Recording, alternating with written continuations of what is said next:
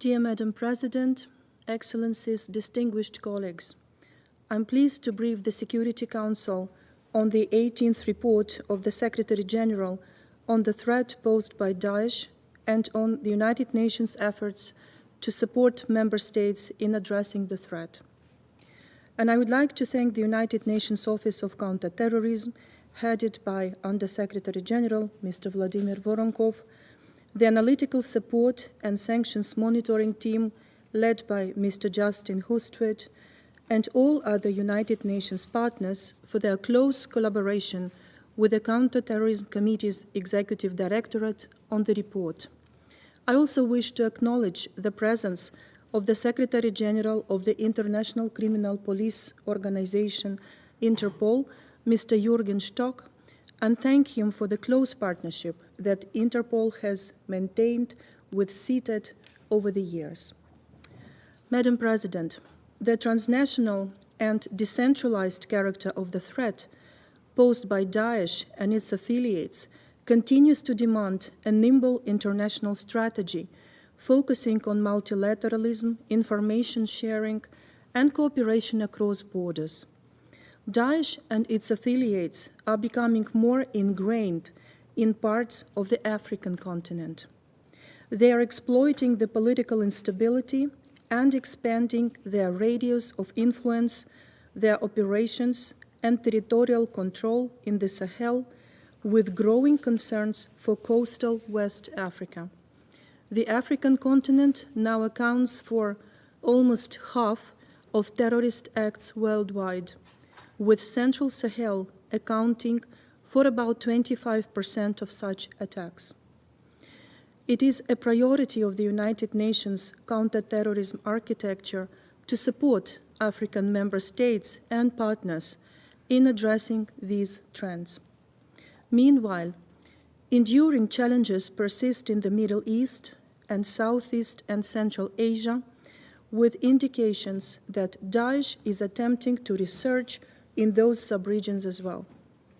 CTED remains committed to supporting all United Nations member states in countering the threat posed by Daesh and its affiliates, including their attempts to regroup. On behalf of the Counterterrorism Committee, CTED assesses and facilitates technical assistance delivery for the implementation of relevant Security Council resolutions on counterterrorism.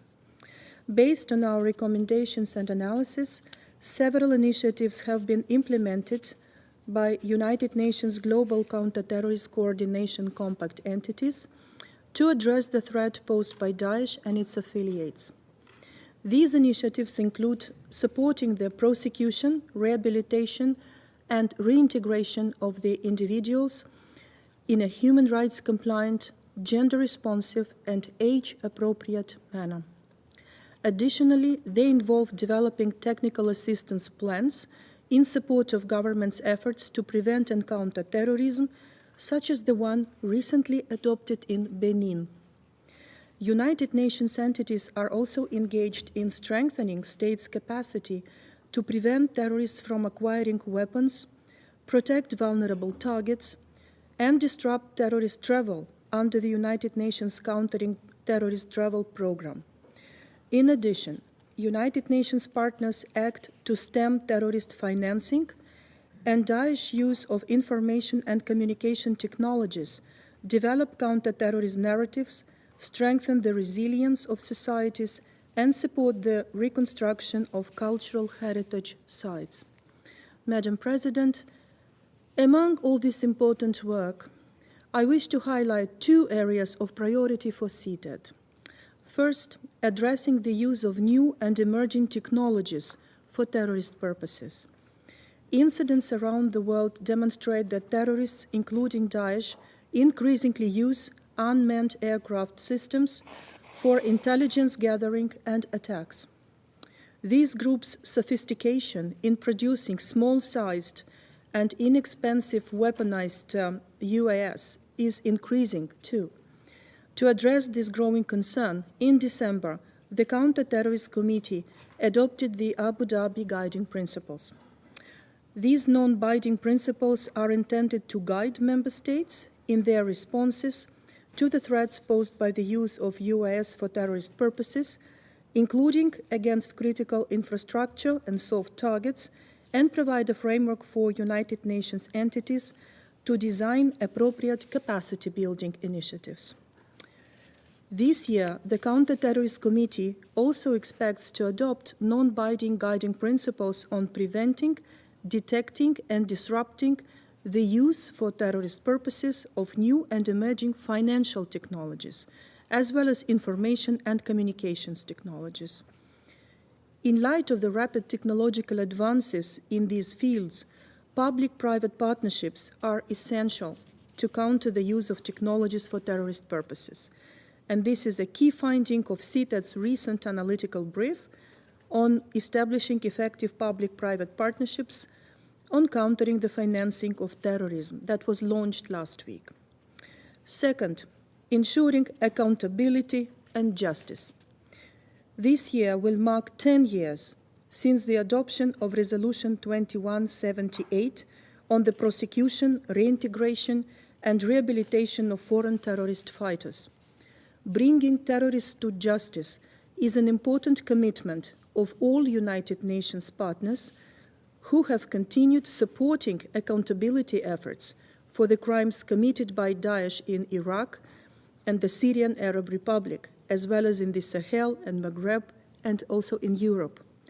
The recommendations and analysis that CTED provides to member states have also increasingly focused on ensuring accountability and justice for terrorist-related crimes by applying the relevant legal frameworks and to prosecute all acts of violence committed by terrorists. The prosecution rate for sexual and gender-based violence crimes remains low, despite these types of crimes being a recurrent tactic of terrorist groups, including Daesh and its affiliates, as we have seen in Iraq, the Syrian Arab Republic, and in Nigeria. Last November, CTED published a landmark report entitled Towards Meaningful Accountability for Sexual and Gender-Based Violence Linked to Terrorism. We are grateful to Switzerland for their support in the completion of this important initiative.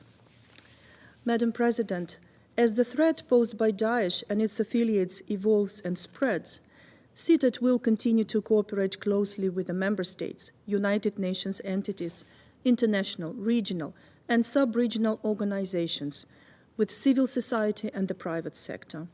And I wish to reiterate the full commitment of my office to actively support this Council and its Counter-Terrorist Committee in combating terrorism in all its forms and manifestations. Thank you, Madam President. I thank